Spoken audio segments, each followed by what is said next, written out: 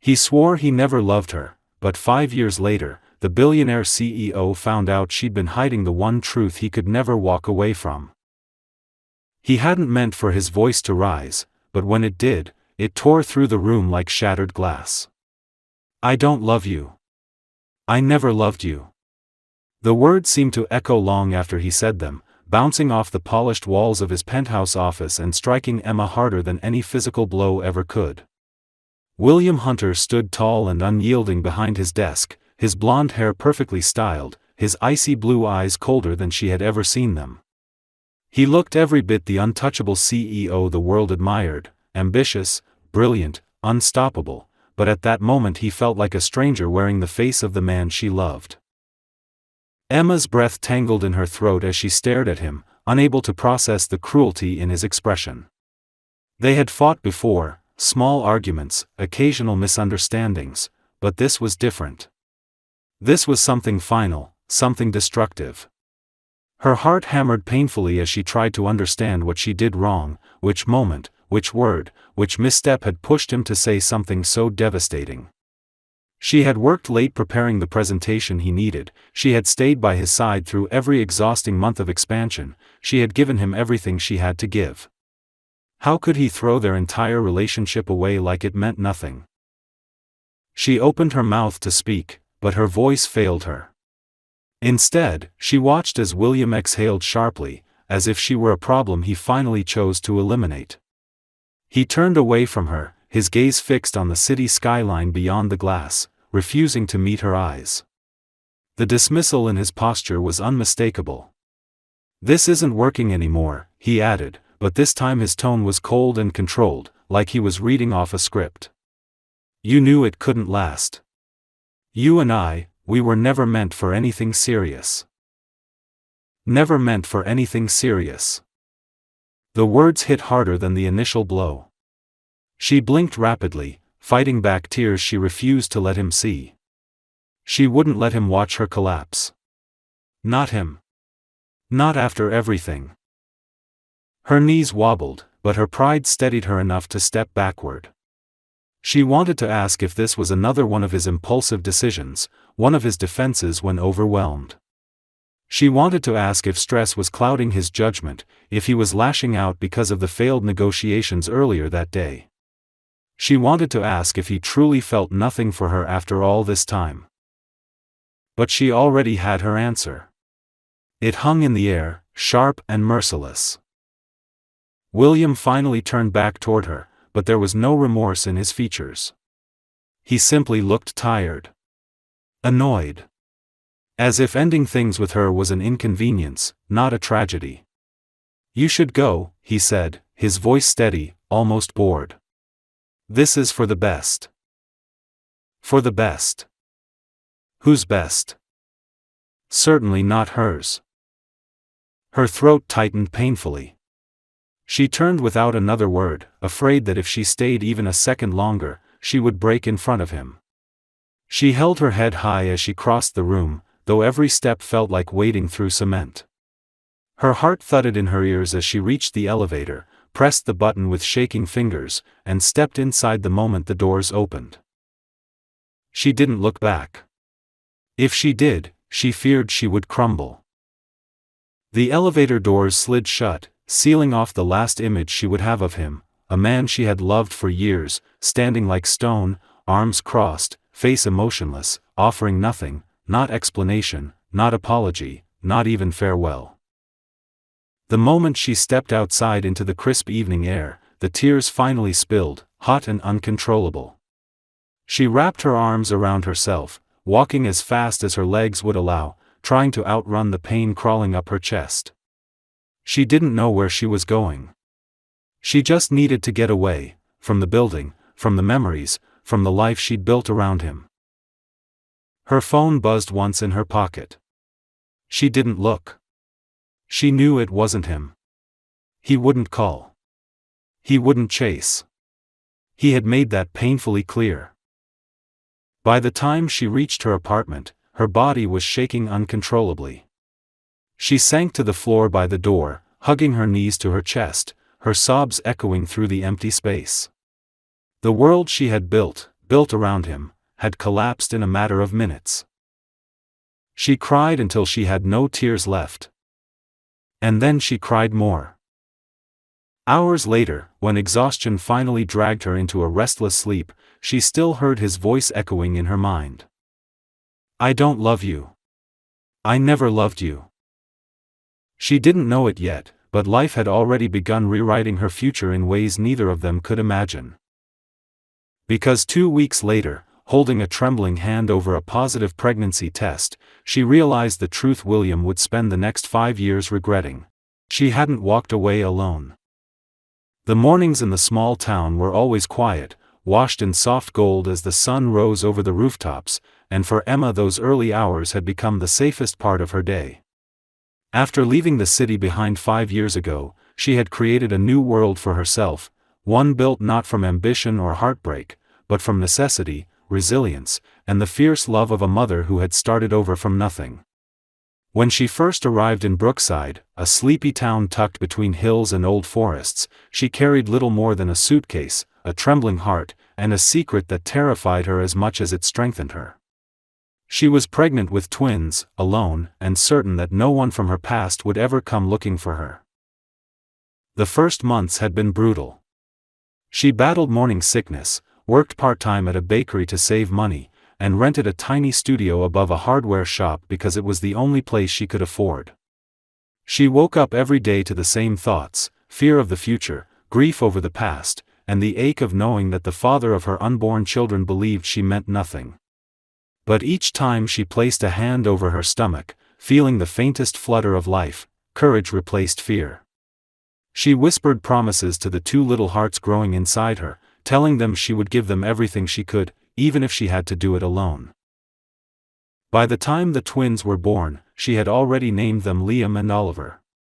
They came into the world with pale blonde hair as fine as silk and eyes so unmistakably blue that she had to look away the first time one of them opened his tiny gaze. They looked like him, like William, and for a moment the memory of his cruelty nearly crushed her. But when she held both boys against her chest, their warmth grounding her, something inside her shifted. They were not a reminder of pain. They were the reason she could survive it. Raising them alone was far from easy. Nights blurred into dawns as she rocked them through fevers, colic, and nightmares. She worked odd jobs, sometimes multiple in the same day, hurrying between them with the twins strapped into a double stroller. She learned to be inventive with money and patient with exhaustion, and though she stumbled often, the boys' laughter always caught her before she could fall too far. They grew fast, too fast, she sometimes thought, turning from tiny bundles into curious, mischievous 5-year-olds who filled her quiet apartment with chaos, joy, and endless questions. Now she worked at a small design studio where her talent was finally being noticed. The job paid enough to move into a modest 2-bedroom duplex, and the boys each had their own small beds decorated with the superhero blankets she bought secondhand.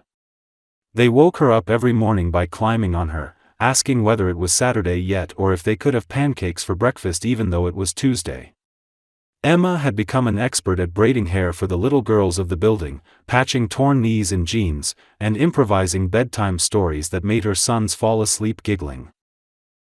Yet despite the warmth of the life she had built, there were moments, quiet, unguarded moments, when she wondered how things could have been different. Sometimes, when Liam tilted his chin at a determined angle or Oliver laughed with a familiar spark in his eyes, she saw William in them so vividly it almost stole her breath. She didn't hate him, not anymore. She had moved past that. But she still remembered. She remembered the way he looked at her the night he told her he never loved her, the way he shut down every piece of tenderness between them, the way he made her feel disposable. And she remembered the fear, the heartbreak, the isolation. She never told the boys the full truth. When they asked about their father, she always chose gentle answers, saying that he lived far away and that someday they might meet him. She refused to let bitterness shape their childhood. They didn't deserve anger, they deserved possibility. One crisp autumn afternoon, Emma took the boys to the park after school. The trees shimmered with red and gold, their fallen leaves crunching under small sneakers.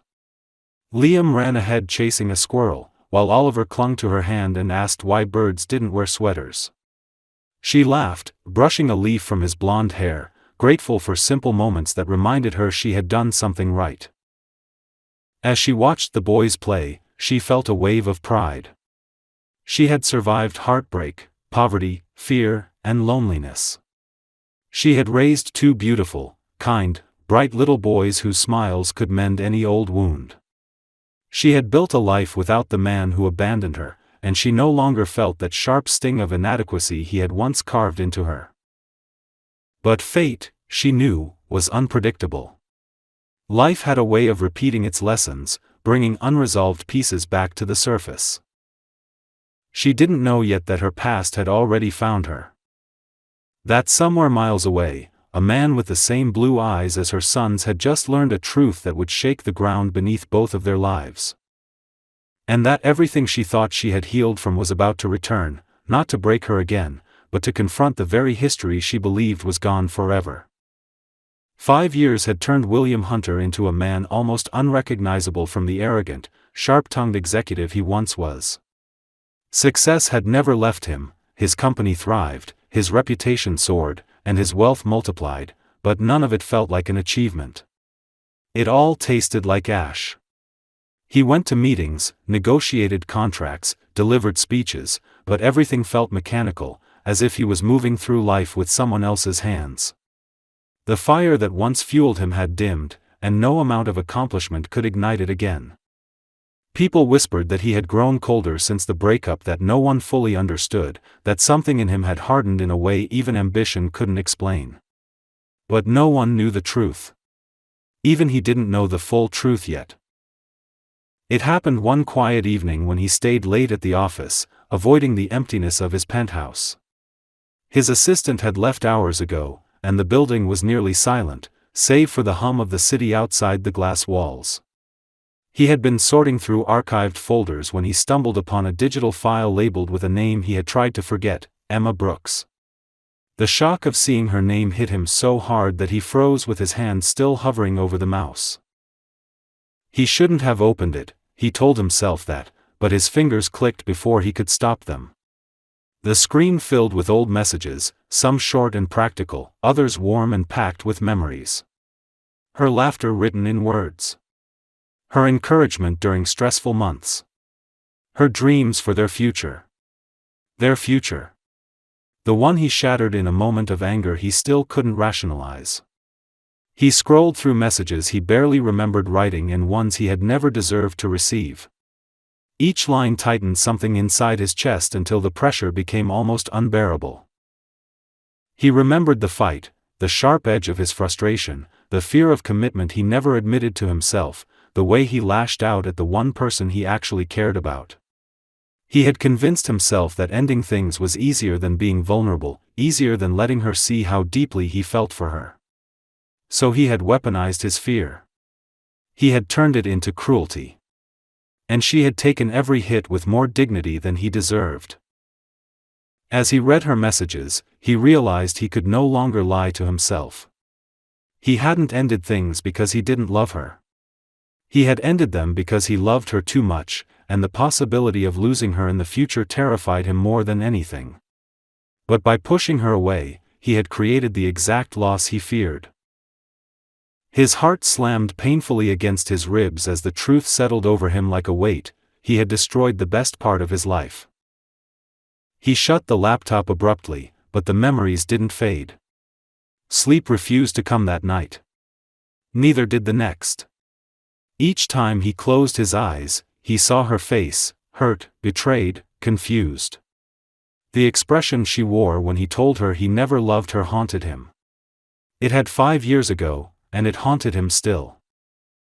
Days later, he found himself in his sister Catherine's living room, pacing back and forth while she watched him with quiet concern.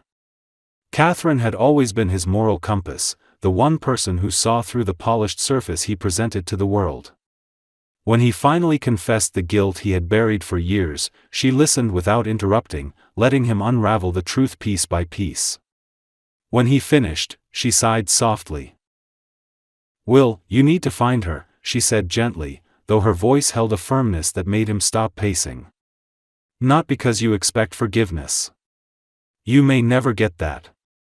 But you owe her an apology you should have given years ago. And you owe yourself the chance to make things right, even if she doesn't want you back." "I don't even know where she is," he admitted, rubbing his palm over his face. "She vanished. Completely." Catherine studied him for a long moment, then spoke with quiet certainty. "Then start looking." He hesitated. He didn't want to disrupt Emma's life. He didn't want to reopen her wounds. But the idea of living the rest of his life without trying, without knowing, felt unbearable. And so he hired a private investigator with strict instructions: no pressure, no contact, no invasion of privacy.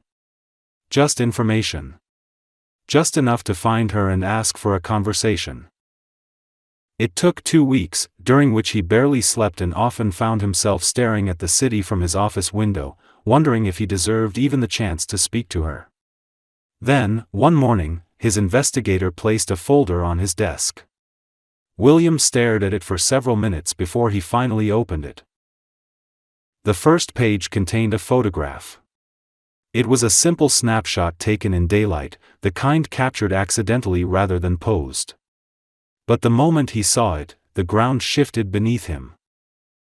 Emma stood in a grocery store parking lot wearing jeans and a soft sweater, her brown hair pulled into a loose ponytail. She looked older, stronger, more grounded than before. But she was still unmistakably Emma, the woman whose laughter once lit up entire rooms.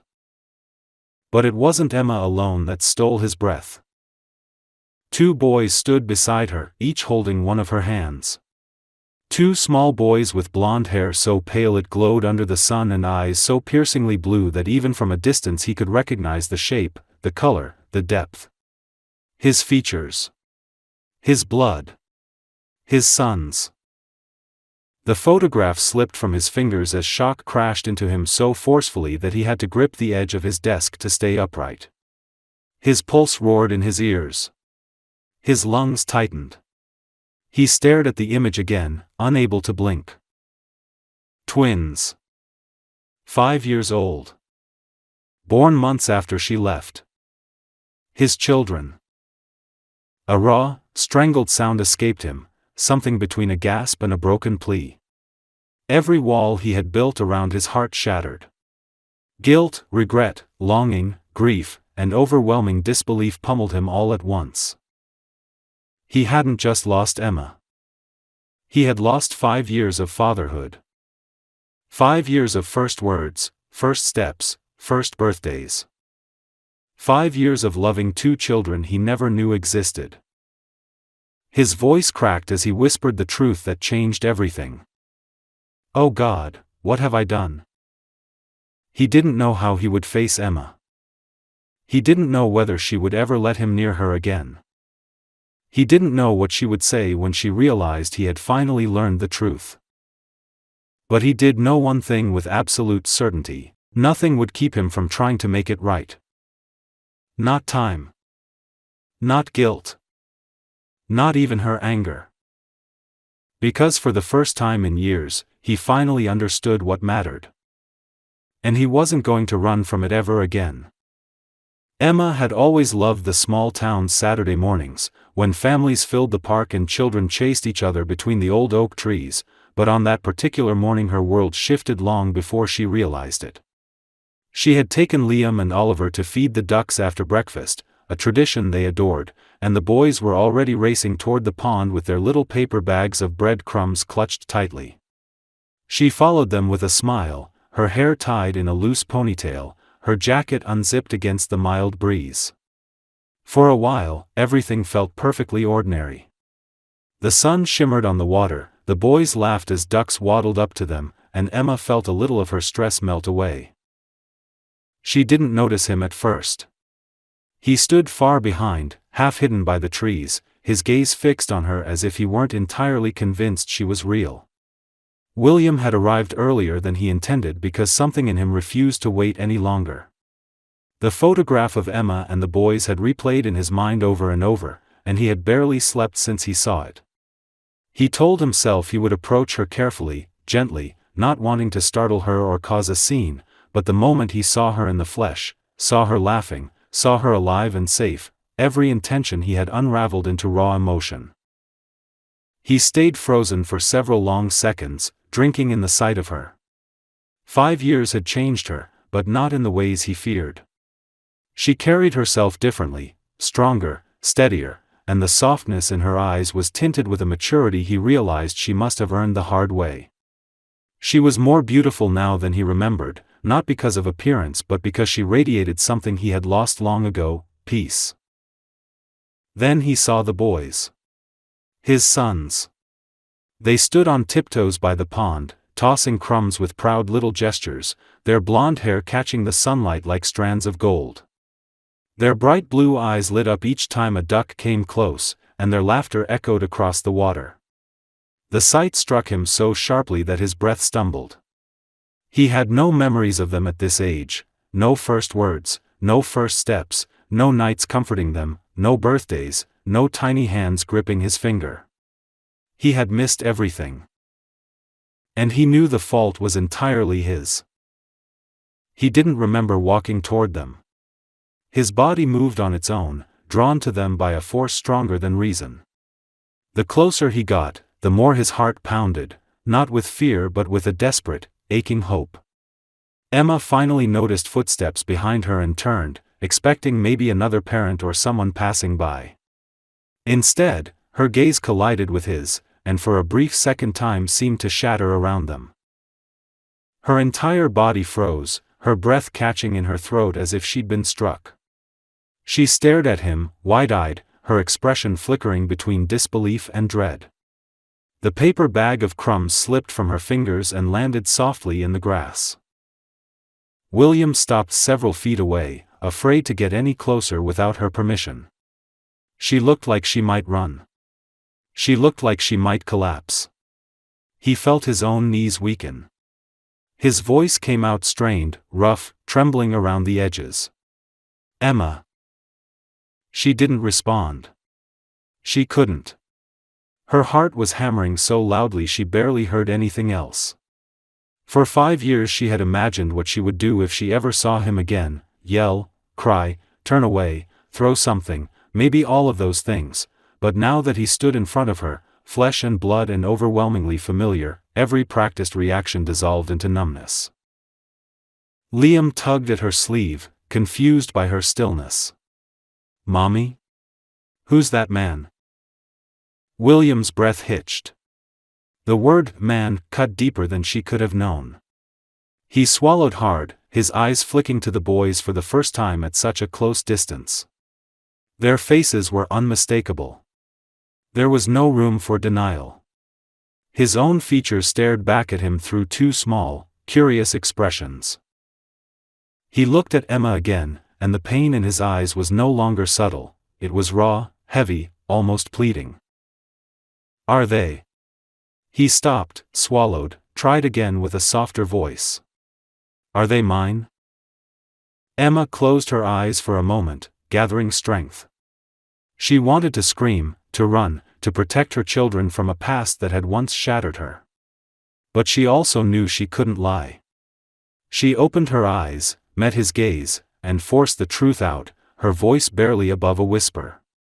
"Yes." The word struck him like a physical blow. His face crumpled for a moment before he managed to steady himself. He didn't attempt to move closer. He didn't dare reach for them. He simply stood there, breathing as if the air itself had become too heavy to hold. "Why didn't you tell me?" he asked, but the question wasn't accusation, it was heartbreak, regret, disbelief, and longing tied together in a single fragile thread. Emma felt anger stir beneath her ribs, sharp and old. "Because you told me you never loved me," she said quietly, every syllable laced with the memory of a wound that had never fully healed. "You made it very clear that there was no place for me in your life." He flinched visibly, as if her words reopened the cut he had inflicted on himself years ago. His shoulders sagged, and for a moment he looked nothing like the confident CEO the world knew. He looked like a man standing in the ruins of his own choices.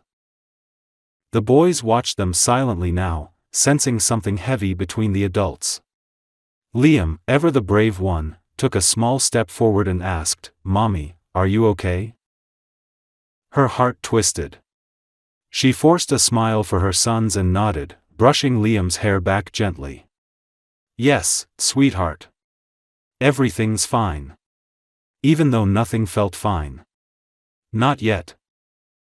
William's voice trembled when he spoke again. "Emma, please, can we talk?" She hesitated, torn between the instinct to protect her children and the knowledge that running would not erase the truth. He was their father. He wasn't going to disappear this time, not after finding them, not after learning what he lost. Finally she nodded, once, cautiously. "After we finish here. I'll meet you by the benches." He exhaled shakily in what sounded like relief and stepped back to give her space. Emma turned toward the boys, helping them gather the last crumbs while her pulse raced uncontrollably. William watched them from a distance, hands trembling at his sides, as if he were afraid that if he blinked, they might vanish. The life he had thrown away was standing right in front of him. And for the first time in 5 years, he felt something he hadn't felt since the day she walked out his door. Hope, aching, fragile, terrifying hope. Emma chose the bench farthest from the crowd, hoping the quiet would help her gather the tangled storm of emotions inside her, but calm was impossible when every breath felt too heavy and every heartbeat too loud. Liam and Oliver ran ahead to climb the low wooden structure nearby, leaving her a few precious moments before William approached. She watched her boys play, their blonde heads moving like flashes of sunlight, and reminded herself that her first responsibility was to them, not to her fear, not to her old wounds, and certainly not to the man walking toward her with a mixture of dread, longing, and regret carved into every step. William stopped several feet away, giving her space, as if he were afraid of frightening her off. He looked nothing like the untouchable CEO the world worshipped. His face was pale, his hands unsteady, and his eyes, those same blue eyes her sons had inherited, held a pain that made her chest tighten unexpectedly. When he finally spoke, his voice was quiet, raw, stripped of all the sharpness she remembered. "Thank you for staying." She held her breath, counting to 3 before answering. "I stayed because our children deserve answers. Nothing more." The words were firm, but inside she felt far less steady. He nodded slowly, accepting the distance she drew between them. "I understand." He hesitated, searching for words that wouldn't sound rehearsed or selfish. "Emma, I didn't know. I swear to you, I didn't know about them." She looked at him sharply. "And if you had? What would you have done? Told me you didn't love me again? Ordered me out of your life?" Her voice shook despite her effort to steady it, and he flinched as if she had physically struck him. "No," he whispered. "If I had known, things would have been different." "Different?" she echoed bitterly. "How?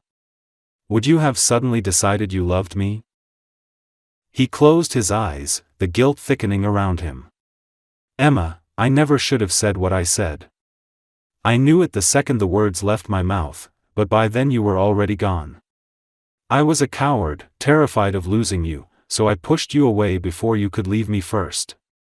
It doesn't excuse anything, I know that, but I need you to hear the truth." She stared at him, stunned by the admission.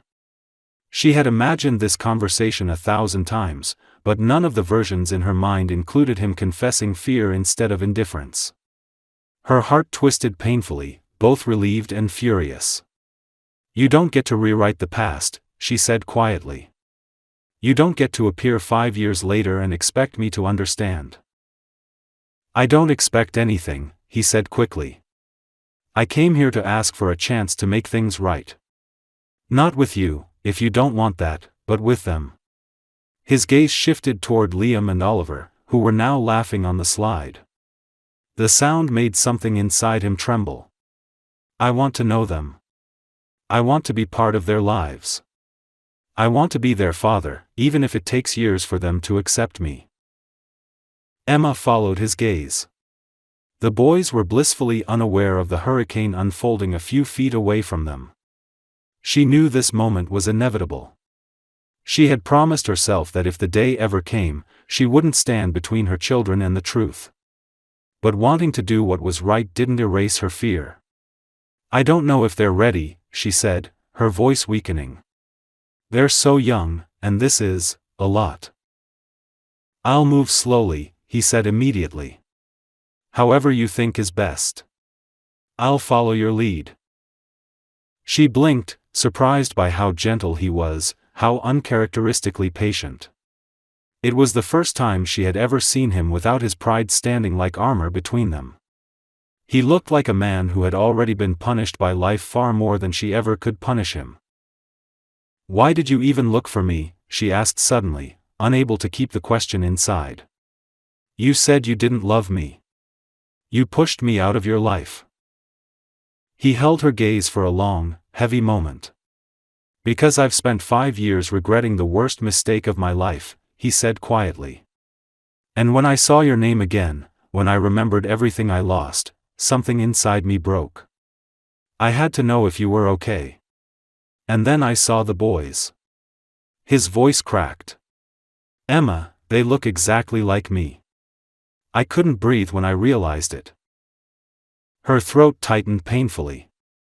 She had imagined him angry or dismissive if he ever learned the truth, but not this brokenness, this grief, this overwhelming need to be part of the lives he missed.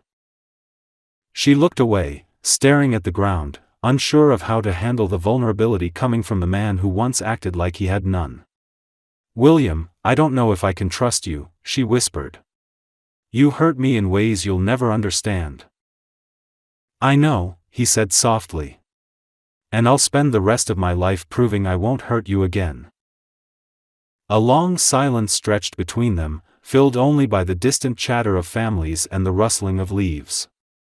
Emma tried to calm her heartbeat, but the emotions were too tangled: anger, longing, fear, hope, resentment, and something else she didn't want to name. Finally, she exhaled shakily and met his eyes again. You can start by being there for them, she said. Not for me. For them. His shoulders loosened, as if she had handed him a lifeline he didn't deserve. I will, he promised, his voice steady for the first time. Whatever it takes. Whenever you allow it. As if sensing their father for the first time, Oliver ran over and tugged on Emma's sleeve. Mommy, can that man play with us? He asked, pointing at William with innocent curiosity. Emma froze. William did too. She looked down at her son, then up at the man who had shattered her heart and now stood before her with barely concealed hope. Her voice came out quiet, trembling, but also resolute. Go ahead, she said softly. You can play with them. William's breath hitched. He crouched down carefully, not wanting to overwhelm the boys, and offered a small, warm smile. Hi. I'm William. Oliver grinned. Do you want a race? And just like that, the first fragile thread of connection formed between father and sons. Emma watched them run across the grass, her heart torn in two directions, one part terrified, the other quietly, painfully hopeful. This was the beginning. Not forgiveness. Not healing. Not yet. But something real. Something new. Emma hadn't expected it to happen so quickly, but within a week the routine of their lives began to shift in ways she could neither stop nor fully understand. Every afternoon, after school and after her work at the design studio, William showed up at the park or outside her duplex, always on time, always patient, always careful not to cross any boundaries she had set. He never insisted on coming inside. He never pushed for long conversations. He never demanded explanations or affection. Instead, he focused entirely on Liam and Oliver, as if every second with them was something precious he was terrified to lose. At first the boys approached him with cautious curiosity, unsure what role this stranger was supposed to fill in their small world. But children have a way of sensing sincerity more easily than adults, and William overflowed with it. He showed up with soccer balls, sets of crayons, paper airplanes he learned to fold from online tutorials, and a willingness to get grass stains on his expensive shirts without hesitation. When Liam asked him to help build a fort out of sticks and fallen branches, he dropped to the ground without a moment of hesitation. When Oliver scraped his knee, William knelt beside him and whispered gentle encouragements as Emma cleaned the wound, his voice softer than she ever remembered it being. It never stopped surprising her how completely he transformed around the boys. She had known the William who dominated boardrooms, who spoke sharply and rarely apologized, who hid his insecurities behind success and cold precision. But the man she watched now was different. He laughed without restraint when Liam tackled him during tag. He let Oliver climb onto his shoulders even though the boy's shoes left dirt on his jacket. He listened attentively to every rambling monologue about frogs, superheroes, or the mysterious disappearance of a snack from the cupboard. There was something almost heartbreaking about how naturally fatherhood fit him, something she hadn't expected and didn't know how to handle. One afternoon, while the boys raced each other toward the playground, Emma stood with her arms folded, watching William push the swings with a smile tugging at his lips. He seemed lost in the moment, as if nothing else in the world mattered. When he looked over and met her eyes, the smile softened into something deeper, something grateful, tentative, and far too vulnerable. She quickly looked away, shaken by the warmth that threatened to slip past her guard.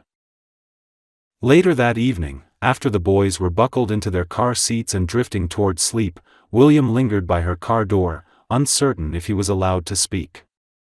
She glanced at him warily, and he took that as permission to try. "Thank you for today," he said quietly. "And for yesterday. And for the day before." She shrugged, trying to keep her voice neutral. "They need stability. If you're going to be in their lives, you have to be consistent." "I will be," he promised. "I don't intend to disappear again." "You didn't disappear," she corrected sharply. "You walked away." He looked down, guilt flickering through his features. "I know. And I won't make that mistake again." His sincerity unsettled her.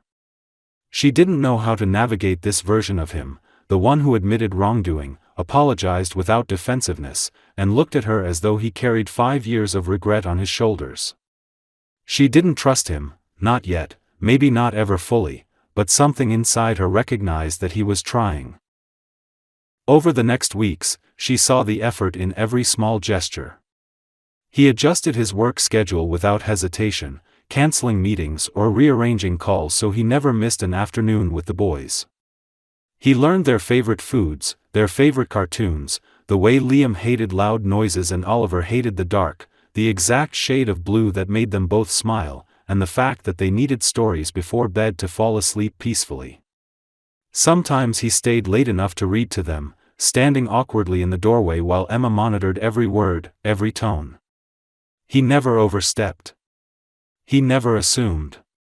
He simply read, his voice surprisingly gentle, his expression softening as the boys listened with rapt attention. Once, after he finished reading, Oliver reached for his hand as he drifted into sleep. William froze as if he were afraid moving might break the moment. When he finally looked at Emma, his eyes glistened with emotion he couldn't hide. She felt her throat tighten, but she said nothing. She didn't know how. There were nights, after he left, when Emma sat in the quiet of her living room, staring at the closed door and trying to organize her thoughts. She reminded herself of the pain he caused, the cruelty of his words, the abandonment that forced her to raise their children alone. But each time she replayed those memories, they collided with new images, the way he held Oliver's hand, the gentle patience he offered Liam when he struggled with his homework, the laughter they shared when chasing each other through the park.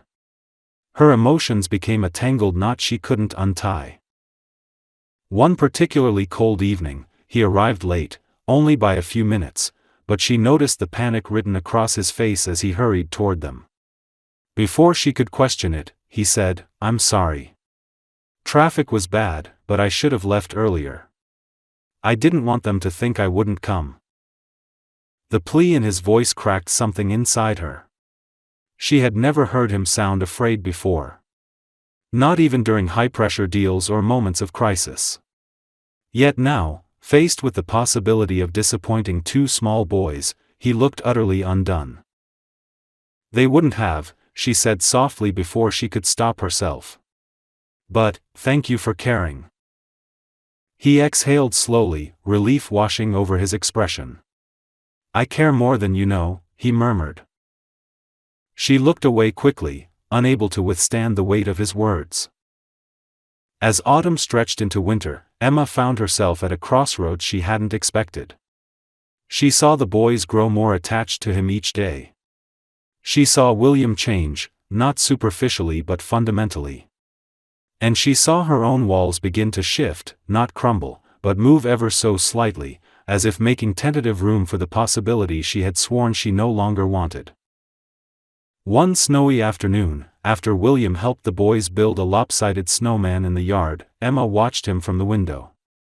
Something about the sight, his laughter, the way he brushed snow from Oliver's hair, the way Liam clung to his leg, sent a strange ache through her chest. Not anger. Not fear. Something warmer and far more dangerous. She whispered to herself, "Don't do this. Don't fall again." But deep down she already knew the truth. He was no longer the man who told her he never loved her. He was someone painfully, relentlessly trying to make amends. And she didn't know how much longer she could ignore the part of her heart that still remembered how to love him back. The first sign that something was wrong came in the form of silence, an unnatural, heavy silence that settled over the schoolyard when Emma arrived to pick up Liam and Oliver from their after-school nature program. Usually, she could hear the laughter of children long before she reached the building, but that afternoon the air felt unnervingly still. A teacher rushed past her without meeting her eyes, clutching a phone in trembling hands, and Emma's stomach dropped before her mind could form the question. She walked faster, then ran, her pulse pounding wildly as instinct screamed that something terrible had happened. When she reached the small clearing where the children usually gathered, she saw several teachers speaking frantically into radios. A few kids were crying. Her breath seized in her throat. Ms. Taylor, the lead instructor, turned toward her with a pale face and shaking voice. "Emma, we've been trying to reach you. There was an incident." A storm blew in faster than expected, and during the hike 2 children were separated from the group.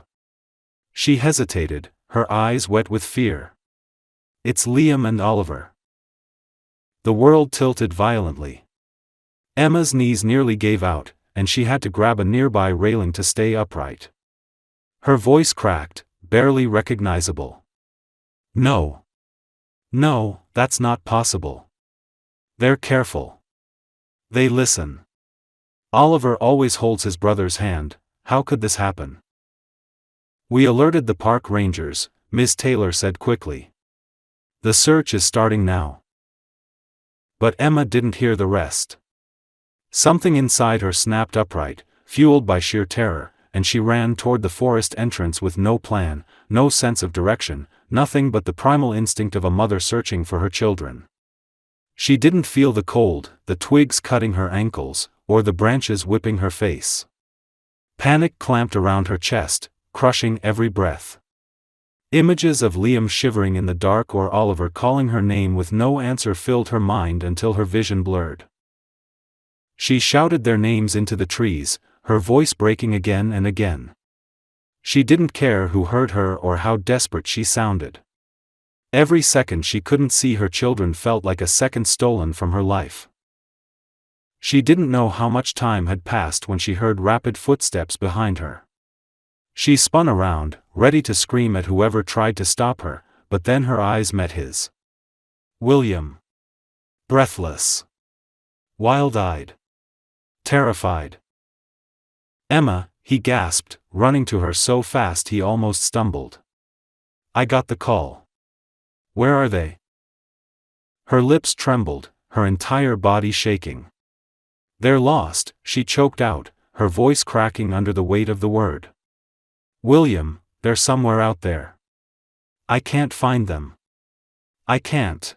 She didn't finish because he pulled her into his arms for half a second, just long enough to steady her before he cupped her face with trembling hands. We'll find them, he said, his voice fierce with determination. I swear to you, Emma. We will find them. And then he was gone, sprinting into the trees with a speed she had never seen from him. She followed, and for the first time since she met him, she wasn't afraid of trusting him. She needed him. Their boys needed him. He shouted their names with a force that shook through the forest, his voice hoarse but unyielding. He tore through bushes, climbed over rocks, slipped down muddy slopes, and kept going. Twice he fell, scraping his palms, but he didn't slow down. The fear transforming his expression was deeper than anything he had felt in his life, because losing them, even for a moment, was a pain he wasn't prepared to survive. The forest grew darker as clouds thickened above them. Emma tripped over a root and landed hard, the breath knocked from her lungs, but before she could push herself up, William was kneeling in front of her, his hands shaking as he helped her stand. Don't stop, she whispered, wiping tears with the back of her hand. Please don't stop. I won't, he said, and she believed him. Minutes, or maybe hours, passed. Emma could barely breathe. Her legs burned. Her throat was raw from shouting. Panic built until she felt she might collapse again. She had just opened her mouth to call Liam's name one more time when a faint sound drifted through the trees, a small cry. William froze. His head snapped to the left. Did you hear that? Emma's heart stuttered. Yes, William, I think. They both ran toward the sound. Branches whipped against them, but nothing mattered except moving faster. The cry came again, louder this time, unmistakably Oliver's. Emma nearly sobbed with relief. When they pushed past a final cluster of bushes, they saw them. The twins sat huddled together at the edge of a shallow creek, their clothes soaked, mud streaking their faces, but alive. Liam had one arm wrapped tightly around his brother, shielding him with the bravery Emma always admired in him. Oliver cried softly into his brother's shirt. Emma let out a broken, trembling sound and ran to them. She fell to her knees, pulling both boys into her arms, kissing their wet faces, whispering through sobs that she loved them, that everything was okay now, that she was there. William reached them seconds later, collapsing beside them with tears streaming openly down his face. He wrapped his arms around all three of them, unable to contain the overwhelming relief. He pressed his forehead to Liam's hair, his voice cracking with emotion he didn't bother hiding. I've got you. You're safe. You're safe, I promise. I'm here. I'm here. Oliver hiccuped through his tears. Daddy, he whispered, the word trembling, uncertain. William froze as if struck by lightning. Emma lifted her head, stunned. Liam pulled back slightly and looked at him with wide blue eyes. You came, he said softly. You found us. The simplicity of the statement shattered something inside William so completely that he couldn't speak for several seconds. When he finally did, his voice was no more than a breath. I will always come for you. Always. The boys clung to him, and he held them as if afraid they would disappear again. Emma watched through tears, her heart twisting with 1,000 emotions, fear, relief, gratitude, and something deeper she didn't want to name yet. When the search team finally reached them, they found a family already clinging to each other, shaken but whole. Emma stood, her legs weak, and looked at William. He looked back at her with an expression she had never seen before, raw devotion, desperate fear, and love so deep it terrified her. "You saved them," she said, her voice trembling. He shook his head slowly. "No. We saved them." And in that moment she understood something she had been trying to deny for weeks.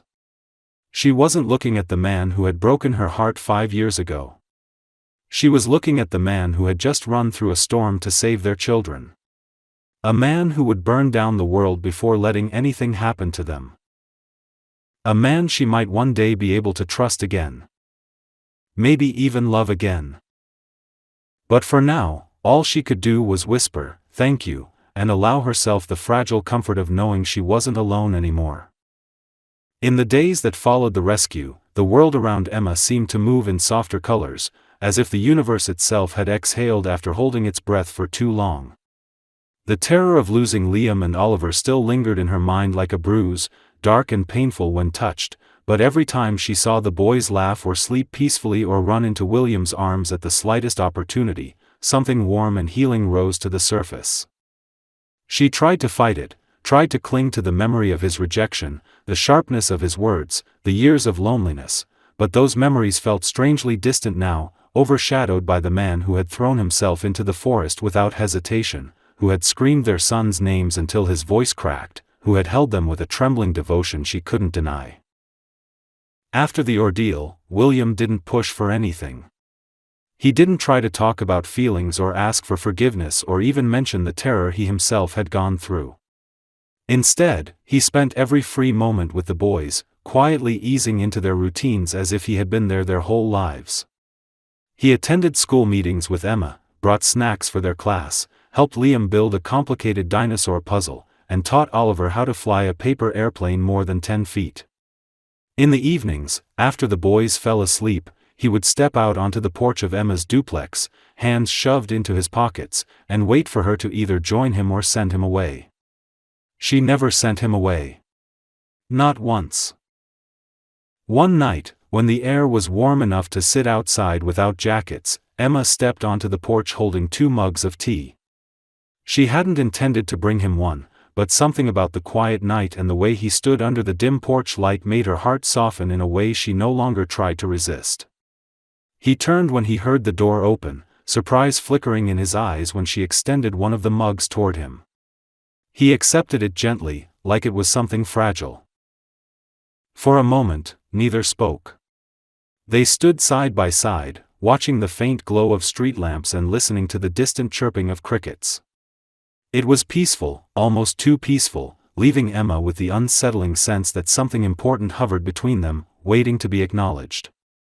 She wrapped her arms around herself, unsure where to begin. William was the one who finally broke the silence. "I still see them in my mind," he said quietly. "By that creek. Cold, scared, crying." He swallowed, his voice thickening. "I can't sleep because every time I close my eyes, I think, what if we had been a minute later? What if we hadn't heard them?" Emma felt a shiver run through her, but she stood closer, not farther. "We were there," she said softly. "We got to them in time." He nodded, though the fear didn't entirely leave his expression. "I know. But it's different for me. I wasn't there for the first 5 years of their lives. I missed everything. I didn't earn their trust. I didn't earn the right to be their father." She turned to him sharply, surprised by the raw confession. "William, don't say that. You're here now." He let out a breath that trembled slightly. "I'm afraid it won't matter. I'm afraid you'll change your mind. That you'll decide I've caused enough damage. That one day you'll tell me the boys are better off without me." Emma's chest tightened at the vulnerability in his voice. The man who once hid behind coldness now trembled with fear of losing the family he had only just found. She stepped closer, drawn by an instinct she no longer fought. "I wouldn't do that," she said. "Not unless you gave me a reason to." He looked at her then, really looked at her, as if searching for something in her expression that he had been afraid to hope for. "Emma," he said softly, "I know I hurt you. I know I caused you more pain than anyone ever should have. I don't expect you to forgive me. I don't expect you to love me again. But I need you to know. I never stopped loving you. Not for a single day. I tried to convince myself otherwise, but it's the truth. And it terrifies me because I don't know if you can ever look at me the same way." Her breath caught. She had imagined him saying those words before, in the early days after he broke her heart, but back then they would have felt like a cruel illusion. Now, hearing them with sincerity instead of arrogance, after everything they had survived together, they felt like something dangerous and beautiful. "I don't know if I can forget," she admitted. "But I'm tired of pretending I don't feel anything. Watching you with the boys, it's changed things. Watching you fight for them, I see someone I didn't know existed." He stepped closer, slowly enough to give her time to pull away. She didn't. "I want to build a life with you," he said, his voice steady but trembling underneath. "Not the life we almost had. A better one. One where I'm the man I should have been from the start. I want to be here every morning, every night. I want to be part of our children's world. And I want to earn my place in your heart again, however long it takes."